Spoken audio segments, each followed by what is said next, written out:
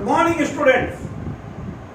आपको हम lesson number 2 atomic structure पढ़ा रहे और इसमें हमने आपको रदरफोर्ड स्कैटरिंग एक्सपेरिमेंट पढ़ा दिया और इसके बाद आपके आता है Rutherford atomic model. Rutherford atomic model मैंने आपको बोला था कि टोटल आपके कोर्स के अंदर में 5 मॉडल दिए गए हैं। सबसे पहले थॉमसन एटॉमिक मॉडल जो आपको बता चुके हैं, और अब रदरफोर्ड ने एटम्स में डिस्ट्रीब्यूशन ऑफ फंडामेंटल पार्टिकल वो बता दिया। फंडामेंटल पार्टिकल्स कहां कहां डिस्ट्रीब्यूट हो रहे हैं वो बता दिया, तो अब इसने अपना मॉडल दिया रदरफोर्ड। इसकी ड्रॉबैक है, आगे बढ़ेंगे, उनको रिमूव करने के लिए नील्स बोर आया थर्ड एटॉमिक मॉडल। पहला इसने बोला एटम कंसिस्ट ऑफ 2 पार्ट। मैं लिख नहीं रहा हूं ताकि आपको याद रहे कि मैंने क्या लिखा है, आपको याद रहे। Atom consist of 2 part, A nucleus और B extra nuclear part.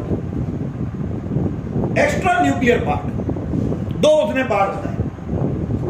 Number 2 में या न्यूक्लियस के बारे में आप लोग तो न्यूक्लियस, तो ये nucleus centre of atom is very small which consist of total positive charge of atom and entire mass of the atom. आपको कल ही बता दिया था कि सारा positive charge that mean all protons present in the nucleus centre of the atom and all neutrons. तो proton और neutron ये 2 पार्टिकल में ही मास होता है ज्यादा, इलेक्ट्रॉन का मास नेग्लिजिबल होता है। तो पहला पॉइंट बोला इसने atom consist of 2 part, A nucleus और B extra nuclear part. Nucleus center of atom is very small which contain total positive charge and entire mass of the atoms, that is all protons and all neutrons present in the nucleus। तभी तो आपको याद होगा proton and neutrons are collectively called nucleons. कभी भी अगर word आ जाए nucleons तो आप समझ जाना sum of proton and neutron। B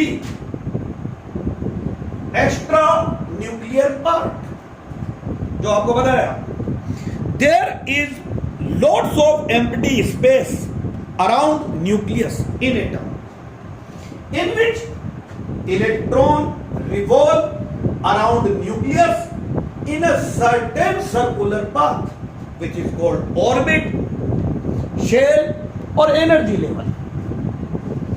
There is lots of empty space around nucleus which is called extra nuclear part, in which negatively charged electron revolve in a certain circular path which is called orbit, shell and energy level। Number 2 point इन्होंने बोला total positive charge balanced by total negative charge, so atom is electrically neutral। Number 3 point इन्होंने बताया order size of nucleus. Size of nucleus जो होता है उसके लिए उन्होंने बोला 10 to the power -10 मीटर। इस ऑर्डर के अंदर में साइज ऑफ न्यूक्लियस होता है। Size of nucleus 10 to the power -15, sorry nucleus बहुत छोटा है, और देन इस ऑर्डर में होता है। और size of atom, size of atom ये होता है 10 to the power -10 metre, angstrom के ऑर्डर में होता है। तो आप देख लीजिए न्यूक्लियस कितना छोटा है। अगर आप कंपैरिजन करें यहां पर पे, तो आप बोलेंगे यहां पे साइज ऑफ एटम कंपैरिजन के लिए over size of nucleus. Size of nucleus ये यहां पर आपने ले लिया साइज ऑफ न्यूक्लियस। तो इसके अंदर में एटम का साइज है 10 टू द पावर माइनस 10 और ये 10 टू द पावर माइनस 15। ऊपर जाएगा प्लस का 15 और प्लस के 15 में से माइनस 10 माइनस किया आपने तो ये हो जाएगा 10 to the power 5। That mean size of atom is equal to 10 to the power 5 into size of nucleus. That means atom is 1 lakh times larger, greater than the nucleus. Atom जो होता है वो न्यूक्लियस से करीब 1 lakh times 1 lakh गुना बड़ा होता है। एक अप्रोक्सीमेटली प्रेडिक्शन है ये आपको एग्जैक्ट साइज का ऑर्डर दिया होगा, ध्यान लगाना ये साइज का ऑर्डर है। ऑर्डर दैट मीन आगे वैल्यूज कुछ भी हो सकती है, पीछे पावर यही लगी। 10 to the power minus 15 metre ये न्यूक्लियस के साइज का ऑर्डर होता है और ये फर्मी ने डिस्कवर करा था और इसीलिए आपको पता है 10 to the power minus 15 metre is called 1 fermi, इसको 1 फर्मी बोलते हैं। ये रदरफोर्ड ने distribution of electron, proton and neutron in an atom experiment. That mean ये न्यूक्लियस है, वहां टोटल पॉजिटिव चार्ज है, वहां पर ही total mass that mean neutron है और इलेक्ट्रॉन इसके चारों तरफ एक सर्टेन सर्कुलर पाथ में रिवॉल्व कर रहे हैं which is called shell, orbit और एनर्जी लेवल। ऐसा मॉडल आपको दिया है रदरफोर्ड ने। अब आती है drawback of Rutherford atomic model. समझिए, जब रदरफोर्ड ने अपना एटॉमिक मॉडल दिया तो उसकी कमियां भी बताई गई, उसकी ड्रॉबैक, डीमेरिट्स, नंबर। रदरफोर्ड ने यह तो बोल दिया, रदरफोर्ड ने यहां एक्सप्लेन कर दिया आपको कि electron revolve around nucleus in a certain circular path which is called orbit, shell and energy level. But how many electron present in an orbit? तो आप बोलोगे सर हमने तो 10th में पढ़ा है फॉर्मूला 2n², और वो रदरफोर्ड ने नहीं दिया था, वो नील्स बोर ने दिया। उसको बोलते हैं बोहर-बेरी फॉर्मूला, आपको पता है, और वो रदरफोर्ड ने नहीं दिया, नील्स बोर, बोहर-बेरी फॉर्मूला। पहला हो गया he can not explain number of electrons in an orbit. He cannot distribute electrons in an orbit.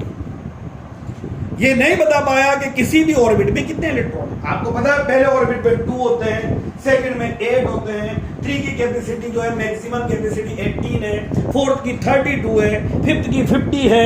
ये सब तो नील्स बोर बताएगा।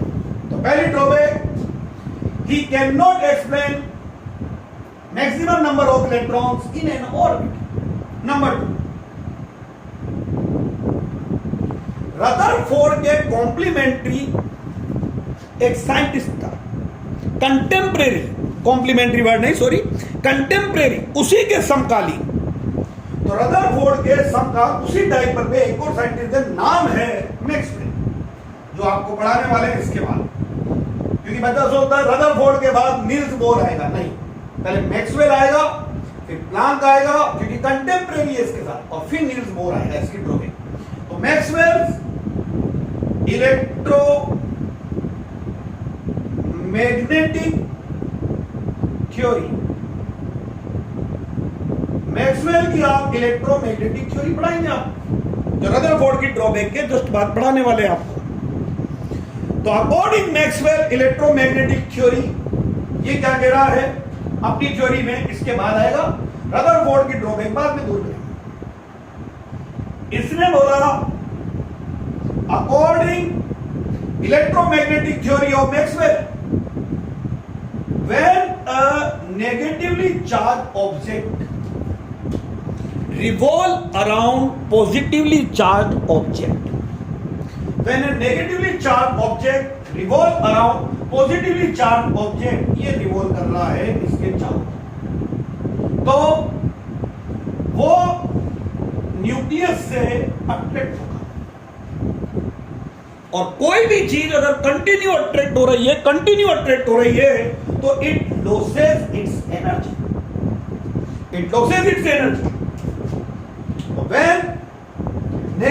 charged electron, negatively charged particle like electron revolve around positively charged nucleus. It loses its energy. किसी को आप continue attract कर रहे हो, खींचे जा रहे हो, तो उस अट्रैक्शन फोर्स को रिमूव करने के लिए, और वो सामने वाला अगर बंदा हिल नहीं रहा है, तो उसके अट्रैक्शन फोर्स को खत्म करने के लिए उसकी एनर्जी का लॉस हो रहा है. तो when a negatively charge particle like electron revolve around positively charged nucleus, it loses its energy in terms of radiation. और आपको बताया है अगर एनर्जी लॉस होगी, काइनेटिक एनर्जी लॉस होगी, तो हाफ और मास तो डिक्रीज नहीं होगा. सीधा सीधा बोलो उसकी क्या डिक्रीज होगी? Velocity.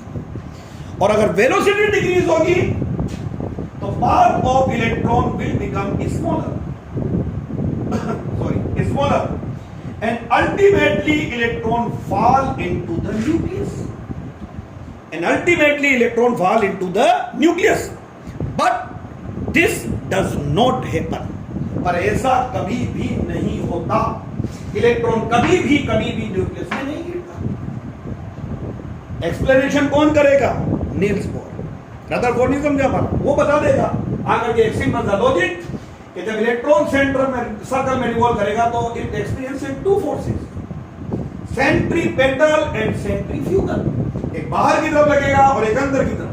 Centrifugal and centripetal, both forces counterbalance each other. So electron does not loses its energy and electron continuously revolve in its orbit. वो समझा दे, रदरफोर्ड नहीं समझा पाया था. ये ड्रॉबैक थी इसकी. यहाँ पे दोबारा बोलता हूं मैं, according electromagnetic theory of Maxwell, when negatively charge particle like electron revolve around positively charge nucleus, it losed its energy in terms of radiation, in form of radiation. So path of electron will become smaller and ultimately electron fall into the nucleus. But this does not happen. Rutherford cannot explain this fact. That is, final अगर आप बोलो तो Rutherford cannot explain the stability of atom. Rutherford cannot explain the stability of atom. वो atom की stability को explain नहीं कर सकता. तो ये 3 ड्रॉबैक है, और भी हैं पर आपके लेवल पे बहुत है. cannot explain distribution of electron in an orbit, cannot explain stability of atoms. तो इनको समझाने के लिए आएगा नेक्स्ट थ्योरी. रदरफोर्ड ने एक्सपेरिमेंट कर दिया. नेक्स्ट थ्योरी में नील्स बोर इन ड्रॉबैक को रिमूव करेगा. और आपको मैंने अभी बोला कि रदरफोर्ड की थ्योरी के बाद हम नील्स बोर थ्योरी नहीं पढ़ सकते. हम पहले वो पढ़ेंगे जो इसके कंटेम्परेरी है, साथ के साथ. रदरफोर्ड की ड्रॉबैक आपके आ चुकी है, पर अब आप पढ़ोगे पहले इसके कंटेम्परेरी साइंटिस्ट कौन है? मैक्सवेल और एक प्लांक. तो आपके हेडिंग आती है इलेक्ट्रोमैग्नेटिक थ्योरी ऑफ मैक्सवेल या मैक्सवेल इलेक्ट्रोमैग्नेटिक थ्योरी. और ये आपको हम नेक्स्ट वीडियो में बताते हैं. Thank you.